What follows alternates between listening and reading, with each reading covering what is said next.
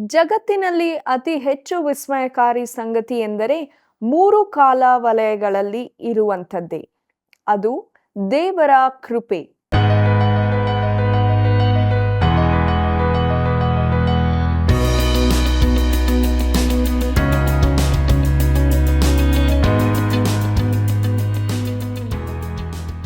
ಆತ್ಮೀಯ ಸ್ನೇಹಿತರೆ, ತಾವೆಲ್ಲರೂ ಹೇಗಿದ್ದೀರಿ?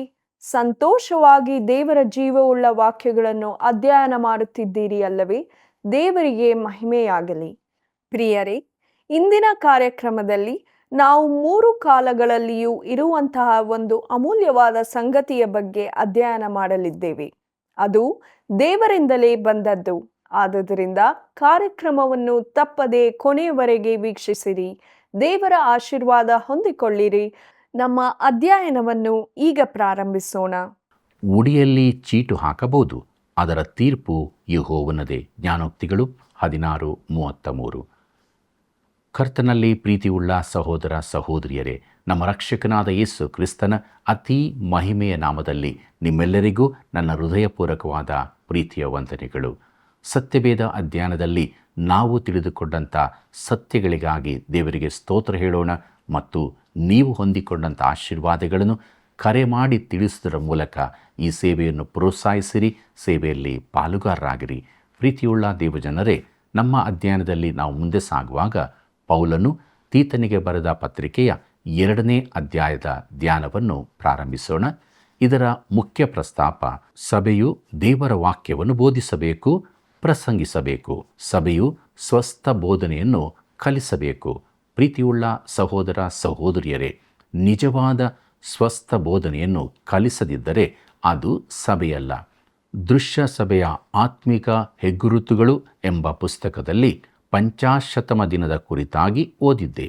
ಆ ದಿನದಲ್ಲಿ ಸಭೆಗೆ ಸೇರಿಸಲ್ಪಟ್ಟವರು ಅಪೊಸ್ತಲರ ಬೋಧನೆಯಲ್ಲಿಯೂ, ಸಹೋದರರ ಅನ್ಯೋನ್ಯತೆಯಲ್ಲಿಯೂ, ರೊಟ್ಟಿ ಮುರಿಯುವುದರಲ್ಲಿಯೂ, ಪ್ರಾರ್ಥನೆಗಳಲ್ಲಿಯೂ ನಿರತರಾಗಿದ್ದರು. ಅಪೊಸ್ತಲ ಕೃತ್ಯಗಳು 2ನೇ ಅಧ್ಯಾಯ 42ನೇ ವಚನವನ್ನು ಓದಿರಿ. ಪ್ರಿಯರೇ, ಆದಿ ಸಭೆಯ ಗುರುತುಗಳು ಇವಾಗಿದ್ದವು: ಅಪೊಸ್ತಲರ ಬೋಧನೆ, ಅನ್ಯೋನ್ಯತೆ, ರೊಟ್ಟಿ ಮುರಿಯುವುದು ಹಾಗೂ ಪ್ರಾರ್ಥನೆಗಳು. ಪ್ರಿಯರೇ, ದೇವಾಲಯದ ಗೋಪುರ ಎಷ್ಟು ಎತ್ತರವಿದೆ ಎಂದಾಗಲಿ, ಗಂಟೆಯ ಶಬ್ದ ಎಷ್ಟು ಅಂದವಾಗಿದೆ ಎಂಬುದಾಗಲಿ ವಿಶೇಷವಾದದ್ದಲ್ಲ.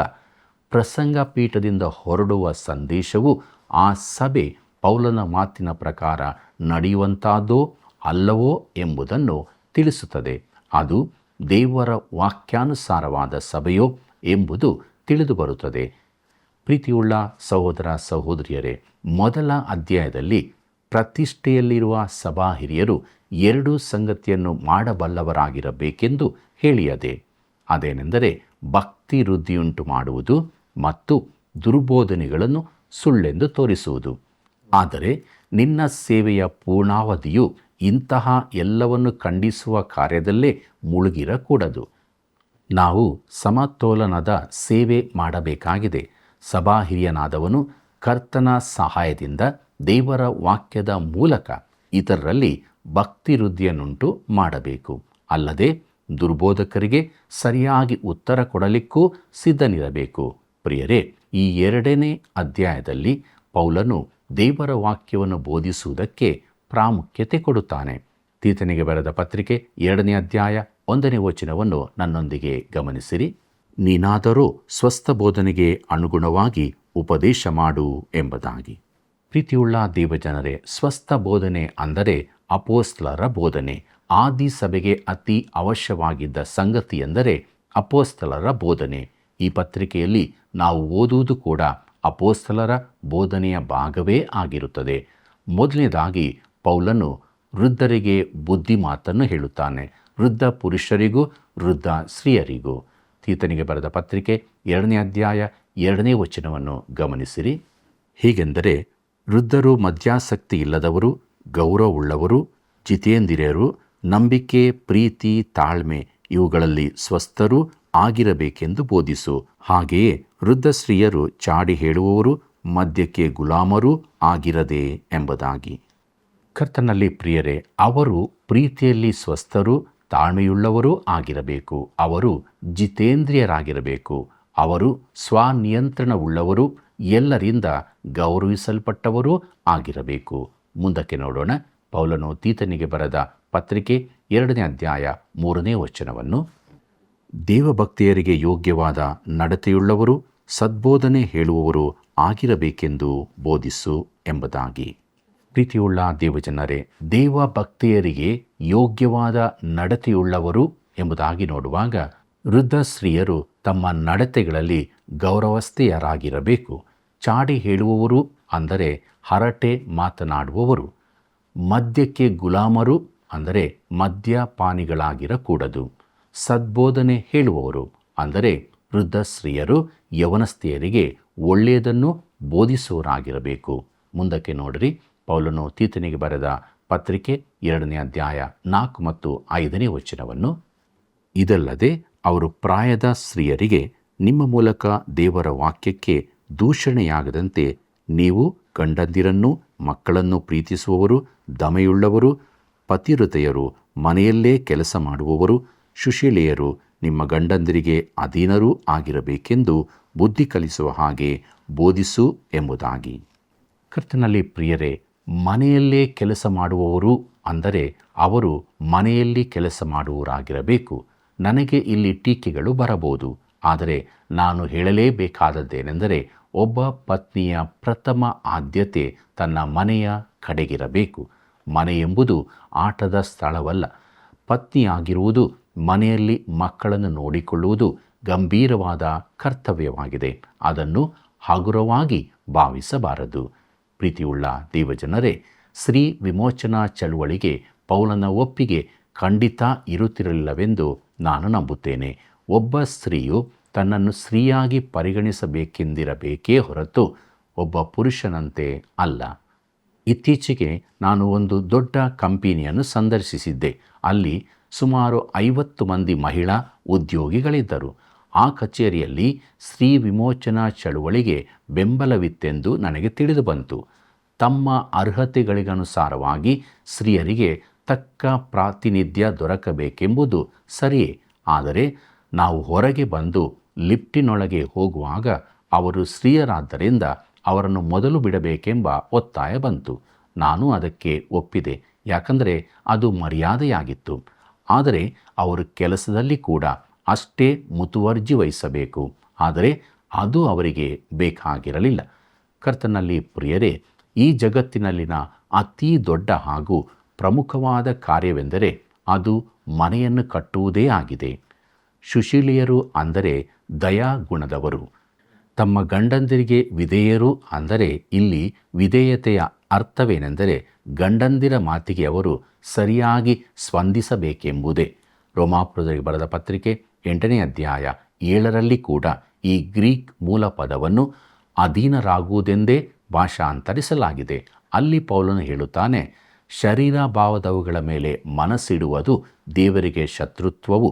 ಅಂಥ ಮನಸ್ಸು ದೇವರ ನಿಯಮಕ್ಕೆ ಒಳಪಡುವುದಕ್ಕಾಗುವುದೂ ಇಲ್ಲ ಎಂಬುದಾಗಿ. ಪ್ರಿಯರೇ, ಸ್ವಾಭಾವಿಕ ಸ್ವಭಾವದ ಮನುಷ್ಯನು ದೇವರಿಗೆ ಒಳಪಡಲು ಸಾಧ್ಯವಿಲ್ಲವೆಂದು ಪೌಲನ ಅಭಿಪ್ರಾಯ. ಪ್ರಿಯರೇ, ಪತ್ನಿಯು ಗಂಡನ ಮಾತನ್ನು ಕೇಳಬೇಕು. ಅವನು ಯಜಮಾನ, ಆದ್ದರಿಂದ ಅವಳು ಅವನಿಗೆ ಒಳಪಡಬೇಕು. ಪೌಲನು ತೀತನಿಗೆ ಬರೆದ ಪತ್ರಿಕೆ 2ನೇ ಅಧ್ಯಾಯ 6ನೇ ವಚನವನ್ನು ಗಮನಿಸಿರಿ. ಹಾಗೆಯೇ ಎಲ್ಲ ವಿಷಯಗಳಲ್ಲೂ ಜಿತೇಂದ್ರಿಯರಾಗಿರಬೇಕೆಂದು ನೀನು ಯೌವನಸ್ಥರನ್ನು ಎಚ್ಚರಿಸು ಎಂಬುದಾಗಿ. ಪ್ರೀತಿಯುಳ್ಳ ದೇವಜನರೇ, ಈಗ ಪೌಲನು ಯೌವನಸ್ಥರ ಕಡೆ ಗಮನ ಹರಿಸುತ್ತಾನೆ. ಯೌವನಸ್ಥರನ್ನು ಬೋಧಿಸುವ ಕೆಲಸವನ್ನು ತೀತನು ಮಾಡಬೇಕೆಂದು ಹೇಳುತ್ತಾನೆ. ಮುಂದಕ್ಕೆ ನೋಡ್ರಿ. ಪೌಲನು ತೀತನಿಗೆ ಬರೆದ ಪತ್ರಿಕೆ 2ನೇ ಅಧ್ಯಾಯ 7ನೇ ವಚನವನ್ನು, ಸತ್ಕಾರ್ಯ ಮಾಡುವುದರಲ್ಲಿ ನೀನೇ ಮಾದರಿಯಾಗಿರು. ನೀನು ಮಾಡುವ ಉಪದೇಶದಲ್ಲಿ ಯಥಾರ್ಥತ್ವವು, ಗೌರವವು, ಆಕ್ಷೇಪಣೆಗೆ ಆಸ್ಪದವಿಲ್ಲದಂಥ ಸ್ವಸ್ಥ ಬುದ್ಧಿಯು ಇರಬೇಕು ಎಂಬುದಾಗಿ. ಪ್ರೀತಿಯುಳ್ಳ ದೇವಜನರೇ, ಪೌಲನು ಈ ಯೌವನಸ್ಥ ಪ್ರಸಂಗಿಗೆ ಹೇಳುತ್ತಾನೆ, ನೀನು ಮಾದರಿಯಾಗಿರು. ನೀನು ಮಾಡುವ ಉಪದೇಶದಲ್ಲಿ ಯಥಾರ್ಥತ್ವವಿರಲಿ. ಅಂದರೆ ಅವನು ವಾಕ್ಯ ಬೋಧಿಸುವಾಗ ದೇವರ ವಾಕ್ಯದ ಮೇಲಣ ತನ್ನ ಪೂರ್ಣ ನಂಬಿಕೆಯನ್ನು ತೋರಿಸಬೇಕು ಮತ್ತು ತಾನು ಕಲಿಸುವ ವಿಚಾರಗಳನ್ನು ಗಂಭೀರವಾಗಿ ಪರಿಗಣಿಸಬೇಕು. ಪೌಲನು ತೀತನಿಗೆ ಬರೆದ ಪತ್ರಿಕೆ 2ನೇ ಅಧ್ಯಾಯ 8ನೇ ವಚನವನ್ನು ನನ್ನೊಂದಿಗೆ ಗಮನಿಸಿರಿ. ಆಗ ನಮ್ಮನ್ನು ಎದುರಿಸುವವರು ನಮ್ಮ ವಿಷಯದಲ್ಲಿ ಕೆಟ್ಟದ್ದೇನೂ ಹೇಳುವುದಕ್ಕೆ ಅವಕಾಶವಿಲ್ಲದೆ ನಾಚಿಕೊಳ್ಳುವರು ಎಂಬುದಾಗಿ. ಕರ್ತನಲ್ಲಿ ಪ್ರಿಯರೇ, ನಾಚಿಕೊಳ್ಳುವರು ಅಂದರೆ ನೀನು ದೇವರ ಮಗುವೆಂಬುದು ನಿನ್ನ ಸಂಭಾಷಣೆಯಲ್ಲಿ ಕಂಡುಬರಬೇಕು. ಮುಂದಕ್ಕೆ ನೋಡಿರಿ, ಪೌಲನು ತೀತನಿಗೆ ಬರೆದ ಪತ್ರಿಕೆ 2ನೇ ಅಧ್ಯಾಯ 9ನೇ ವಚನವನ್ನು, ದಾಸರು ಎಲ್ಲದರಲ್ಲಿ ತಮ್ಮ ಯಜಮಾನರಿಗೆ ಅಧೀನರಾಗಿದ್ದು ಅವರನ್ನು ಮೆಚ್ಚಿಸುವುದಕ್ಕೆ ಪ್ರಯಾಸ ಪಡುತ್ತಾ ಎದುರು ಮಾತನಾಡದೆ ಎಂಬುದಾಗಿ. ಪ್ರೀತಿಯುಳ್ಳ ದೇವಜನರೇ, ದಾಸರನ್ನು ಬೋಧಿಸು ಎಂಬುದಾಗಿ ನೋಡುವಾಗ ಪೌಲನು ಇನ್ನೊಂದು ಗುಂಪಿನ ಕಡೆಗೆ ತಿರುಗುತ್ತಾನೆ. ಆದಿ ಸಭೆಗಳಲ್ಲಿ ಅನೇಕ ಮಂದಿ ಗುಲಾಮರೂ ಇರುತ್ತಿದ್ದರು. ಸಮಾಧಿಗಳಲ್ಲಿನ ಹೆಸರಿನಲ್ಲಿ 90% ಜನರು ಗುಲಾಮರು ಇಲ್ಲವೇ ಹಿಂದೆ ಗುಲಾಮರಾಗಿದ್ದವರಾಗಿದ್ದರು. ಆ ದಿನಗಳಲ್ಲಿ ಸುವಾರ್ತೆಯು ಅವರ ಅಗತ್ಯತೆಗಳಿಗೆ ಸ್ಪಂದಿಸಿತ್ತು. ತಮ್ಮ ಯಜಮಾನರಿಗೆ ಅಧೀನರಾಗಿದ್ದು ಅವರನ್ನು ಮೆಚ್ಚಿಸುವುದಕ್ಕೆ ಪ್ರಯಾಸ ಪಡುತ್ತಾ ಎಂಬುದಾಗಿ ನೋಡುವಾಗ ಇಲ್ಲಿ ವಿಧೇಯತೆಯ ಹಿಂದಿನ ಅರ್ಥವೆಂದರೆ ಅವರು ತಮ್ಮ ಯಜಮಾನರಿಗೆ ಅಧೀನರಾಗಿರಬೇಕೆಂಬುದೇ. ಪ್ರಿಯರೇ, ತಮ್ಮ ಕೆಲಸಗಳಲ್ಲಿ ಆಸಕ್ತರಾಗಿರಬೇಕು. ವಿಶೇಷವಾಗಿ ಕ್ರೈಸ್ತರಾದವರು ತಮ್ಮ ಕೆಲಸದಲ್ಲಿ ಪೂರ್ಣ ಮನಸ್ಸಿನಿಂದಿರಬೇಕು. ಇಲ್ಲವಾದರೆ ಅದನ್ನು ಬಿಟ್ಟು ಹೋಗಬೇಕು. ಎದುರು ಮಾತನಾಡದೆ ಎಂಬುದಾಗಿ ನೋಡುವುದಾದರೆ ನಿಮ್ಮ ಯಜಮಾನರಿಗೆ ಎದುರುತ್ತರ ಕೊಡದೆ ಎಂಬುದಾಗಿ. ಪ್ರಿಯರೇ, ಮುಂದಕ್ಕೆ ನೋಡೋಣ. ಪೌಲನು ತೀತನಿಗೆ ಬರೆದ ಪತ್ರಿಕೆ 2ನೇ ಅಧ್ಯಾಯ 10ನೇ ವಚನವನ್ನು, ಯಾವುದನ್ನೂ ಕದ್ದಿಟ್ಟುಕೊಳ್ಳದೆ ಪೂರಾ ನಂಬಿಗಸ್ತರೆಂದು ಹೆಸರು ಹೊಂದಿ ನಮ್ಮ ರಕ್ಷಕನಾದ ದೇವರ ಉಪದೇಶಕ್ಕೆ ಎಲ್ಲ ವಿಷಯಗಳಲ್ಲಿ ಅಲಂಕಾರವಾಗಿರಬೇಕೆಂದು ಬೋಧಿಸು ಎಂಬುದಾಗಿ. ಪ್ರೀತಿಯುಳ್ಳ ದೇವಜನರೇ, ಕದ್ದಿಟ್ಟುಕೊಳ್ಳದೆ ಅಂದರೆ ಕದಿಯದೆ. ಕಾರ್ಖಾನೆಗಳಲ್ಲಿ ಕಾರ್ಮಿಕರು ಕದಿಯುವುದರಿಂದ ಪ್ರತಿ ವರ್ಷ ಲಕ್ಷಾಂತರ ರೂಪಾಯಿ ನಷ್ಟವಾಗುತ್ತದೆ ಎಂಬ ಮಾತಿತ್ತು. ಅಂದರೆ ಅವರು ಕಳ್ಳರಾಗಿರಬಾರದು. ಪೂರಾ ನಂಬಿಗಸ್ತರೆಂದು ಹೆಸರು ಹೊಂದಿ ಎಂಬುದಾಗಿ ನೋಡುವಾಗ ಪ್ರಾಮಾಣಿಕರಾಗಿದ್ದುಕೊಂಡು ನಮ್ಮ ರಕ್ಷಕನಾದ ದೇವರ ಅಲಂಕಾರವಾಗಿರಬೇಕೆಂದು ಎಂಬುದಾಗಿ ನೋಡುವಾಗ, ಪ್ರಿಯರೇ, ಅಲಂಕಾರ ಶಬ್ದದ ಗ್ರೀಕ್ ಮೂಲದಿಂದಲೇ ಸೌಂದರ್ಯ ಸಾಧನ ಎಂಬ ಶಬ್ದ ಬಂದಿರುತ್ತದೆ. ಪೌಲನು ಇಲ್ಲಿ ಹೇಳಿದ್ದು ದೇವರ ಉಪದೇಶಕ್ಕೆ ಅಲಂಕಾರವಾಗಿರಬೇಕೆಂದು. ಅದರ ಅರ್ಥ, ನೀನು ನಂಬಿಕೆಯಲ್ಲಿ ಸ್ಥಿರವಾಗಿದ್ದರೆ ಅದೇ ನಿನಗೆ ತಕ್ಕ ಅಲಂಕಾರವಾಗಿರುತ್ತದೆ.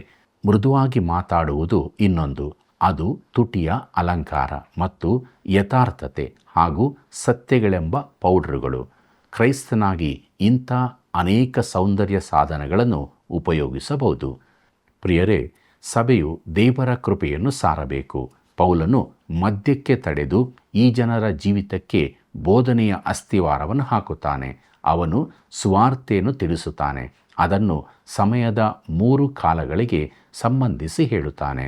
ಪ್ರೀತಿಯುಳ್ಳ ದೇವಜನರೇ, ಜಗತ್ತಿನಲ್ಲಿ ಇದೆಲ್ಲಕ್ಕಿಂತಲೂ ಅತಿ ಹೆಚ್ಚು ವಿಸ್ಮಯಕಾರಿ ಸಂಗತಿ ಎಂದರೆ ದೇವರ ಕೃಪೆಯು 3 ಕಾಲ ವಲಯಗಳಲ್ಲಿರುವುದೇ ಆಗಿದೆ. ಇದನ್ನು ಮುಂದಿನ 3 ವಚನಗಳಲ್ಲಿ ನೋಡುತ್ತೇವೆ. ಎಲ್ಲ ಮನುಷ್ಯರಿಗೆ ರಕ್ಷಣೆಯನ್ನುಂಟು ಮಾಡುವ ದೇವರ ಕೃಪೆಯು ಪ್ರತ್ಯಕ್ಷವಾಯಿತು. ವಚನ 11. ಇದು ಭೂತಕಾಲದ ವಲಯ, ಅದು ನಮಗೆ ಬೋಧಿಸುತ್ತದೆ. ವಚನ 12. ಇದು ವರ್ತಮಾನ ಕಾಲ ವಲಯ, ಭಾಗ್ಯಕರವಾದ ನಿರೀಕ್ಷೆಯನ್ನು ಎದುರು ನೋಡುತ್ತಾ. ವಚನ 13. ಇದು ಭವಿಷ್ಯತ್ ಕಾಲ ವಲಯ. ಪ್ರಿಯರೇ, ಇವು 3 ಕಾಲ ವಲಯಗಳಿಗೆ ಸಂಬಂಧಿಸಿದ ದೇವರ ಕೃಪೆ. ಪ್ರತಿಯೊಂದನ್ನು ಸ್ವಲ್ಪ ಸೂಕ್ಷ್ಮವಾಗಿ ನೋಡೋಣ. ಪೌಲನು ತೀತನಿಗೆ ಬರೆದ ಪತ್ರಿಕೆ 2ನೇ ಅಧ್ಯಾಯ 11ನೇ ವಚನವನ್ನು ಗಮನಿಸಿರಿ. ಯಾಕಂದರೆ ಎಲ್ಲ ಮನುಷ್ಯರಿಗೆ ರಕ್ಷಣೆಯನ್ನುಂಟು ಮಾಡುವ ದೇವರ ಕೃಪೆಯು ಪ್ರತ್ಯಕ್ಷವಾಯಿತು ಎಂಬುದಾಗಿ. ಪ್ರೀತಿಯುಳ್ಳ ದೇವಜನರೇ, ಕ್ರೇತಾದವರಿಗೆ ಪೌಲನು ಹೇಳುತ್ತಾನೆ, ದೇವರ ಕೃಪೆಯ ಬೋಧನೆಯನ್ನು ನಾನು ನಿಮ್ಮ ಅಡಿಗೆ ಹಾಕುತ್ತೇನೆ. ಯಾಕಂದರೆ ನಿಮಗೆ ಭದ್ರವಾದ ಬುನಾದಿ ಬೇಕಾಗಿದೆ. ದೇವರ ಕೃಪೆಯೆಂದರೆ ದೇವರು ನಮ್ಮನ್ನು ರಕ್ಷಿಸುವ ರೀತಿ. ಸುವಾರ್ತೆಯು ಒಳ್ಳೆ ಬುದ್ಧಿವಾದವಲ್ಲ, ಅದು ಒಳ್ಳೆ ವರ್ತಮಾನವಾಗಿದೆ. ಅದಕ್ಕಿಂತಲೂ ಹೆಚ್ಚಿನದಾಗಿದೆ. ಅದು ರಕ್ಷಣೆಯನ್ನುಂಟು ಮಾಡುವ ದೇವರ ಶಕ್ತಿಯಾಗಿದೆ. ಕರ್ತನಲ್ಲಿ ಪ್ರಿಯರೇ, ಕ್ರೇತಾದವರು ಸುವಾರ್ತೆಗೆ ಅಲಂಕಾರವಾಗಿರುವ ರೀತಿಯ ಜೀವಿತ ನಡೆಸಬೇಕೆಂದು ತೀತನು ಅವರನ್ನು ಒತ್ತಾಯಿಸುವಂತೆ ಪೌಲನು ಹೇಳುತ್ತಾನೆ. ಯಾಕಂದರೆ ಅದು ದೇವರ ಶಕ್ತಿಯಾಗಿದೆ. ಕ್ರೈಸ್ತನು ಸೋಲಿನ ಜೀವಿತ ನಡೆಸುವುದಕ್ಕೆ ಯಾವ ಕಾರಣವೂ ಇರುವುದಿಲ್ಲ. ಯಾಕಂದರೆ ರಕ್ಷಣೆಯನ್ನುಂಟು ಮಾಡುವ ದೇವರ ಕೃಪೆಯು ಎಲ್ಲರಿಗೂ ಪ್ರತ್ಯಕ್ಷವಾಗಿದೆ. ಪ್ರತ್ಯಕ್ಷವಾಯಿತು ಅಂದರೆ ಅದು ಪ್ರಕಾಶಿತವಾಗಿದೆ ಎಂದು. 2000 ವರ್ಷಗಳ ಹಿಂದೆ ಈ ಲೋಕಕ್ಕೆ ಬಂದಾಗ ಕ್ರಿಸ್ತನು ಮಾಡಿದ್ದು ಸುವಾರ್ತೆ, ಶುಭವರ್ತಮಾನ. ಆತನು ನಮಗಾಗಿ ಸತ್ತನು, ತಿರುಗಿ ಎದ್ದು ಬಂದನು. ದೇವರು ತನ್ನ ಪ್ರೀತಿಯಿಂದಾಗಲಿ ಕರುಣೆಯಿಂದಾಗಲಿ ನಮ್ಮನ್ನು ರಕ್ಷಿಸುವುದಿಲ್ಲ. ಎಫೆಸದವರಿಗೆ ಬರೆದ ಪತ್ರಿಕೆ 2ನೇ ಅಧ್ಯಾಯ 8ನೇ ವಚನ ಹೀಗೆ ಹೇಳುತ್ತದೆ, ನಂಬಿಕೆಯ ಮೂಲಕ ಕೃಪೆಯಿಂದಲೇ ರಕ್ಷಣೆ ಹೊಂದಿದವರಾಗಿದ್ದೀರಿ. ಆ ರಕ್ಷಣೆಯು ನಿಮ್ಮಿಂದ ಉಂಟಾದುದಲ್ಲ, ಅದು ದೇವರ ವರವೇ ಎಂಬುದಾಗಿ. ಪ್ರಿಯರೇ, ಕರುಣೆ ಎಂದರೆ ಮಾನವ ಸಂತತಿಗೆ ಒಬ್ಬ ರಕ್ಷಕನನ್ನು ಕಳುಹಿಸುವಂತೆ ಮಾಡಿದ ದೇವರ ಕನಿಕರವೇ ಆಗಿದೆ. ಒಬ್ಬನು ದೇವರ ಕರುಣೆಯಿಂದ ರಕ್ಷಿಸಲ್ಪಡುವುದಾದರೆ ಎಲ್ಲರೂ ರಕ್ಷಿಸಲ್ಪಡಬಹುದು. ಅದಕ್ಕಾಗಿ ಕ್ರಿಸ್ತನು ಸಾಯಬೇಕಾಗಿರಲಿಲ್ಲ, ಕ್ರೂಜೆಯ ಅಗತ್ಯವಿರಲಿಲ್ಲ. ದೇವರು ಮಾನವರನ್ನು ಪ್ರೀತಿ ಮಾಡಿದನು, ಆದರೆ ತನ್ನ ಪ್ರೀತಿಯಿಂದ ನಮ್ಮನ್ನು ರಕ್ಷಿಸಲಿಲ್ಲ. ಪ್ರೀತಿಯು ದೈವಿಕ ಉದ್ದೇಶವಾಗಿದೆ, ಆದರೆ ದೇವರು ಪ್ರೀತಿ ಮಾತ್ರವಲ್ಲ, ಆತನು ನೀತಿವಂತನು, ಪರಿಶುದ್ಧನು, ನ್ಯಾಯವಂತನೂ ಆಗಿದ್ದಾನೆ. ಕರ್ತನಲ್ಲಿ ಪ್ರಿಯರೇ, ದೇವರ ಪರಿಶುದ್ಧತೆಯ ಅಗತ್ಯತೆಗಳು ಆತನ ನ್ಯಾಯವಂತಿಕೆ ಮತ್ತು ಆತನ ನೈತಿಕ ಮಟ್ಟವನ್ನು ಸಾಧಿಸಬೇಕಾಗಿತ್ತು. ದೇವರ ಪ್ರೀತಿಯು ನಮ್ಮನ್ನು ರಕ್ಷಿಸುವುದಕ್ಕೆ ಆಶಿಸಬಹುದು, ಆದರೆ ಸ್ಥಿರವಾದ ಧರ್ಮ ನಿಯಮಗಳು ಆ ರೀತಿ ಮಾಡದಂತೆ ಪ್ರೀತಿಯನ್ನು ತಡೆಯುತ್ತದೆ. ಆದ್ದರಿಂದ ಕ್ರಿಸ್ತನು ನಮ್ಮ ಪಾಪಗಳಿಗಾಗಿ ಸಾಯುವ ಮೂಲಕ ದೇವರ ನೀತಿಯ ಪವಿತ್ರ ಮಟ್ಟವನ್ನು ಮುಟ್ಟುವಂತೆ ಮಾಡಿದನು. ಆದ್ದರಿಂದ ಈಗ ಆತನು ನಮ್ಮನ್ನು ಕೃಪೆಯಿಂದ ರಕ್ಷಿಸಬಹುದು. ದೇವರ ಕೃಪೆಯಿಂದ ರಕ್ಷಿಸಲ್ಪಡುವುದು ಎಂಥ ಅದ್ಭುತ ಸಂಗತಿ ನೋಡಿರಿ. ನಾವು ಅಪರಾಧಿಗಳಾಗಿದ್ದಾಗ ಕ್ರಿಸ್ತನು ಅದರ ದಂಡವನ್ನು ತೆತ್ತನು. ಕೃಪೆಯು ಮಾನವನ ಕೃಪೆಯಿಂದಾಗಿ ದೊರಕುವಂಥದ್ದಲ್ಲ. ದೇವರು ನಿನ್ನ ಸಹಾಯವನ್ನು ಕೇಳುವುದಿಲ್ಲ. ನಿನ್ನನ್ನು ರಕ್ಷಿಸುವುದಕ್ಕಾಗಿ ನಿನ್ನ ಗುಣವನ್ನಾಗಲಿ ನಡತೆಯನ್ನಾಗಲಿ ಕೇಳುವುದಿಲ್ಲ. ಮನುಷ್ಯನು ಆತನನ್ನು ನಂಬಬೇಕೆಂದು, ಆತನಲ್ಲಿ ವಿಶ್ವಾಸವಿರಿಸಿ ಕ್ರಿಸ್ತನನ್ನು ಅಂಗೀಕರಿಸಬೇಕೆಂದು ಮಾತ್ರ ಹೇಳುತ್ತಾನೆ. ಕರ್ತನಲ್ಲಿ ಪ್ರಿಯರೇ, ದೇವರ ಮಾರ್ಗವು ಅತ್ಯುತ್ತಮವಾದದ್ದು ಮತ್ತು ಅದೊಂದೇ ಮಾರ್ಗವಾಗಿದೆ. ಪೌಲನು ತೀತನಿಗೆ ಬರೆದ ಪತ್ರಿಕೆ 2ನೇ ಅಧ್ಯಾಯ 12ನೇ ವಚನವನ್ನು ಗಮನಿಸಿರಿ. ನಾವು ಭಕ್ತಿಹೀನತೆಯನ್ನು, ಲೋಕದ ಆಶಯಗಳನ್ನು ವಿಸರ್ಜಿಸಿ ಇಹಲೋಕದಲ್ಲಿ ಸ್ವಸ್ಥಚಿತ್ತರಾಗಿಯೂ ನೀತಿವಂತರಾಗಿಯೂ ಭಕ್ತಿಯುಳ್ಳವರಾಗಿಯೂ ಬದುಕಬೇಕೆಂದು ಅದು ನಮಗೆ ಬೋಧಿಸುತ್ತದೆ ಎಂಬುದಾಗಿ. ಕರ್ತನಲ್ಲಿ ಪ್ರಿಯರೇ, ದೇವರು ಈ ಲೋಕವನ್ನು ಸುಧಾರಿಸಲು ಯತ್ನಿಸುತ್ತಿಲ್ಲ. ಕ್ರಿಸ್ತನನ್ನು ಅಂಗೀಕರಿಸಿದವರನ್ನು ಆತನು ಬಿಡುಗಡೆ ಮಾಡುತ್ತಾನೆ. ಕ್ರಿಸ್ತನನ್ನು ತಿರಸ್ಕರಿಸುವವರನ್ನು ಸುವಾರ್ತೆಯು ಸುಧಾರಿಸಿಕೊಳ್ಳಲು ಕೇಳಿಕೊಳ್ಳುತ್ತಿಲ್ಲ. ಒಬ್ಬನು ನಾನು ಒಳ್ಳೆಯವನಾಗಲು ಪ್ರಯತ್ನಿಸುತ್ತೇನೆ ಎಂದು ಹೇಳುವುದಾದರೆ ನನ್ನ ದೃಷ್ಟಿಯಲ್ಲಿ ಅವನು ಸುಳ್ಳುಗಾರನೇ ಆಗಿದ್ದಾನೆ. ಪ್ರಿಯ ಮಿತ್ರನೇ, ನೀನು ಯೇಸು ಕ್ರಿಸ್ತನನ್ನು ತಿರಸ್ಕರಿಸುವುದಾದರೆ ನೀನು ಈ ಲೋಕ ಮಾತ್ರ ಇರುವುದರಿಂದ ಬೇಕಾದಂತೆ ಜೀವಿಸಬಹುದು. ಸರಕಾರವು ಜನರನ್ನು ಧೂಮಪಾನದಿಂದ ಮುಕ್ತರನ್ನಾಗಿ ಮಾಡಲು ಪ್ರಯತ್ನಿಸುತ್ತಿದೆ. ಧೂಮಪಾನದ ಕೆಡುಕುಗಳನ್ನು ಜನರಿಗೆ ತಿಳಿಸುತ್ತದೆ. ಆದರೆ ನೀನು ಆ ರೀತಿ ಮಾಡಬೇಕೆಂದು ದೇವರು ಕೇಳಿಕೊಳ್ಳುತ್ತಿಲ್ಲ. ನೀನು ತಿಂದು ಕುಡಿದು ಸಂತೋಷ ಪಡಬಹುದು, ಯಾಕಂದರೆ ನೀನು ಸಾಯುತ್ತಿ. ದೇವರು ನಿನ್ನನ್ನು ಸುಧಾರಿಸಲು ಇಚ್ಛಿಸುತ್ತಿಲ್ಲ. ಆತನು ನಿನ್ನನ್ನು ಬಿಡುಗಡೆ ಮಾಡಲು ಆಶಿಸುತ್ತಾನೆ. ಬೋಧಿಸುತ್ತದೆ ಅಂದರೆ ತರಬೇತುಗೊಳಿಸುವುದಕ್ಕೆ, ತನ್ನಿಂದ ಬಿಡುಗಡೆ ಹೊಂದಿ ತನ್ನವರಾಗಿರುವವರು ತನಗಾಗಿ ಜೀವಿಸಬೇಕೆಂದು, ಲೌಕಿಕ ದುರಾಶೆಗಳನ್ನು ತ್ಯಜಿಸಬೇಕೆಂದು ದೇವರು ಕರೆ ಕೊಡುತ್ತಿದ್ದಾನೆ. ಪೌಲನು ತೀತನಿಗೆ ಬರೆದ ಪತ್ರಿಕೆ 2ನೇ ಅಧ್ಯಾಯ 13ನೇ ವಚನವನ್ನು ಗಮನಿಸಿರಿ. ಭಾಗ್ಯಕರವಾದ ನಿರೀಕ್ಷೆಯನ್ನು, ಅಂದರೆ ಮಹಾದೇವರ ಮತ್ತು ನಮ್ಮ ರಕ್ಷಕನಾದ ಯೇಸು ಕ್ರಿಸ್ತನ ಪ್ರಭಾವದ ಪ್ರತ್ಯಕ್ಷತೆಯನ್ನು ಎದುರು ನೋಡುತ್ತಾ ಎಂಬುದಾಗಿ. ಪ್ರೀತಿಯುಳ್ಳ ದೇವಜನರೇ, ಭಾಗ್ಯಕರವಾದ ನಿರೀಕ್ಷೆಯನ್ನು ಎದುರು ನೋಡುತ್ತಾ ಅಂದರೆ ದೇವರ ಕಾರ್ಯಕ್ರಮದಲ್ಲಿ ಇದು ಮುಂದಿನ ಸಂಗತಿಯಾಗಿದೆ. ಕ್ರಿಸ್ತನು ತನ್ನ ಸಭೆಯನ್ನು ಈ ಲೋಕದಿಂದ ತೆಗೆದುಕೊಂಡು ಹೋಗಲು ಬರುವುದಕ್ಕಿದ್ದಾನೆ.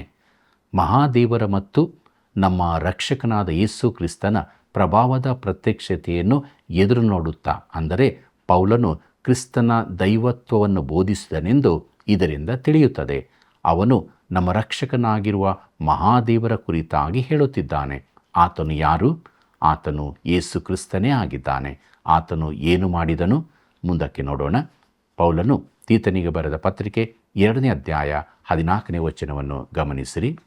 ಆತನು ನಮ್ಮನ್ನು ಸಕಲ ಅಧರ್ಮದಿಂದ ವಿಮೋಚಿಸುವುದಕ್ಕೂ ಸತ್ಕ್ರಿಯೆಗಳಲ್ಲಿ ಆಸಕ್ತರಾದ ಸ್ವಕೀಯ ಜನರನ್ನು ತನಗಾಗಿ ಪರಿಶುದ್ಧ ಮಾಡುವುದಕ್ಕೂ ನಮಗೋಸ್ಕರ ತನ್ನನ್ನು ಒಪ್ಪಿಸಿಕೊಟ್ಟನು ಎಂಬುದಾಗಿ. ಪ್ರೀತಿಯುಳ್ಳ ದೇವಜನರೇ, ಆತನು ನಮ್ಮನ್ನು ಬಿಡುಗಡೆಗೊಳಿಸುವುದಕ್ಕಾಗಿ ತನ್ನನ್ನು ಒಪ್ಪಿಸಿಕೊಟ್ಟನು. ನಮ್ಮನ್ನು ಎಲ್ಲ ಅಪರಾಧಗಳಿಂದ ಬಿಡಿಸುವುದಕ್ಕಾಗಿ ಆತನು ದಂಡ ತೆತ್ತನು.